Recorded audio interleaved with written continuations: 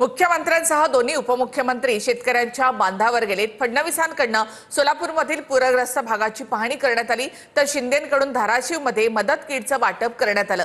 अजित पवार यांच्याकडून करमाळा आणि माढा या ठिकाणी पाहणी करण्यात आली आहे। तर आज मुख्यमंत्री आणि उपमुख्यमंत्री शेतकऱ्यांच्या बांधावर उतरले।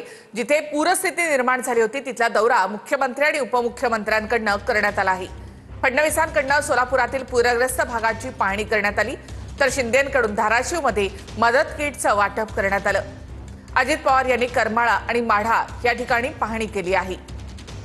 मुख्यमंत्री आणि दोन्ही उपमुख्यमंत्री आज शेतकऱ्यांच्या बांधावर उतरले। शेतकऱ्यांच्या शेतातील पाणी अद्यापही ओसरलेलं नाही। अनेक संसार उघड्यावर पडले आहेत। अशा वेळेला सरकारच आता शेतकऱ्याच्या बांधावर पोहोचलंय।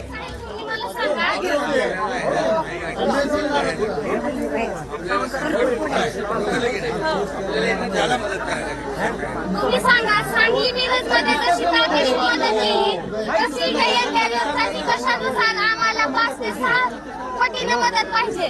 त्यासोबत साहेब अजून एक महत्त्वाची मागणी, साहेब तुम्ही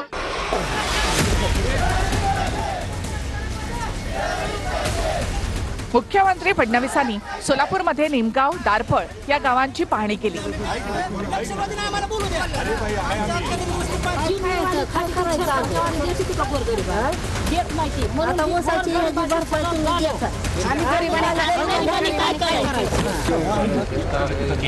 त्यानंतर लातूरमध्ये आता फडणवीसांनी औसामध्ये सुद्धा पाहणी दौरा केला। शेती मात्र सगळी पाण्याने माती वगैरे वाहून त्याचा तो खर्च वाहून गेले। जवळजवळ 20-25 हजार एकर जमीन वाहून गेली। आता ते जर हे भरायचं म्हणलं आपल्याला। निमगावमध्ये 50 ते 60 घरांमध्ये पाणी शिरल्यामुळे मोठं नुकसान झालंय। शेकडो हेक्टर शेतजमीन अक्षरशः खरडून गेलीय। पूरस्थितीमुळे उद्भवलेल्या संकटानंतर सरकारने जनतेला दिलासा देत मदतीचं आश्वासन दिलं। तातडीची मदत म्हणून आपण 2000 कोटी रुपये रिलीज देखील केले आहेत। अति पावसामुळे या ठिकाणी ही परिस्थिती तयार झाली आहे आणि म्हणून त्या निकषाची सगळी मदत आपण या ठिकाणी करणार आहोत। कोणतेही अधिकचे निकष न लावता आणि आवश्यकता असेल तर निकष शिथिल करून नागरिक केंद्रित मदत करणार असं मुख्यमंत्री फडणवीसांनी म्हटलं। ज्यांच्या घरांचं नुकसान झालेलं आहे, ज्यांच्या अन्नधान्याचं नुकसान झालं आहे, अशांना देखील आम्ही मदत करणार आहोत। केवळ नियमांवर बोट न ठेवता नागरिकांना आणि शेतकऱ्यांना दिलासा मिळेल अशा पद्धतीने मदत करण्याचे निर्देश दिले आहेत असं मुख्यमंत्र्यांनी म्हटलंय।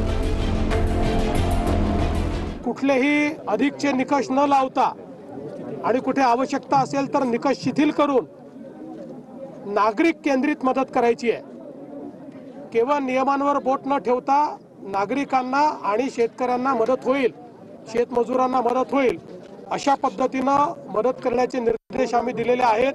आपत्ती सुरू असताना ऑलरेडी आम्ही पैसे रिलीज करणं सुरू केलेलं आहे।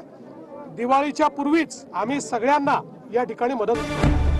मुख्यमंत्री फडणवीसांनी हेलिकॉप्टरमधून अतिवृष्टीमुळे झालेल्या नुकसानीची पाहणी केली। सोलापूर जिल्ह्यामधल्या माढा तालुक्यातही ही पाहणी करण्यात आली। पाहणी दौऱ्याच्या दरम्यान मुख्यमंत्र्यांच्या समोर ओला दुष्काळ जाहीर करण्याची मागणी करण्यात आली। 800 कोटी रुपयांचं नुकसान आमच्या तालुक्यात झालेलं आहे। 23 गावं बाधित आहेत। एनडीआरएफचे नुकसान भरपाई त्याच्यापेक्षा जास्त विशेष पॅकेज पुढे साहेब वस्तीवाडी डीपी पंचायत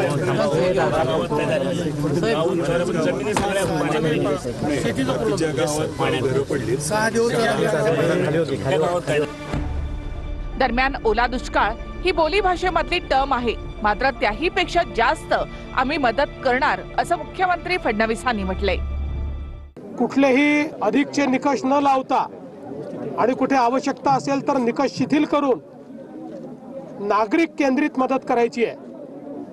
केवळ नियमांवर बोट न ठेवता नागरिकांना आणि शेतकऱ्यांना मदत होईल, शेतमजुरांना मदत होईल अशा पद्धतीनं मदत करण्याचे निर्देश आम्ही दिलेले आहेत।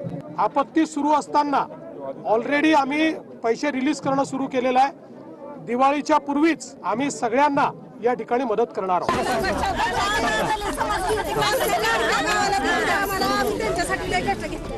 मुख्यमंत्री फडणवीसांनी नुकसानग्रस्त शेतकऱ्यांशी संवाद साधला.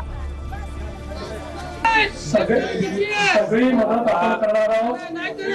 या ठिकाणी ज्यांच्या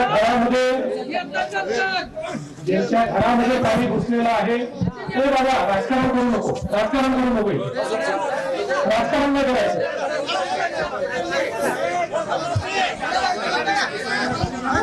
या ठिकाणी ज्यांच्या घरामध्ये पाणी घुसलेलं आहे त्यांनाही मदत करणार आहोत. मुख्यमंत्री फडणवीसांनी यावेळी शेतकऱ्यांच्या व्यथा समजून घेत त्यांच्या मागण्या ऐकून घेतल्या. पेंटिंग राहिलेले लाईन आहे. वस्तीवाडी मुकणे वस्ती म्हणून आहे. 2 वर्षापासून पेंटिंग ठेवलेलं आहे. एकदा चेक करून घेऊ, कारण त्याची रिस्क व्हायला नको पाहिजे. त्याला रिस्क होऊ नये म्हणून एकदा चेक करून चालू करू. आता आम्ही विरोधक म्हणून म्हणत नाही, आमच्या भागातल्या शेतकऱ्याला गरज आहे म्हणून आमची ही निर्णय घ्या. तुम्ही घेतला तर 100% आणि गरज आहे.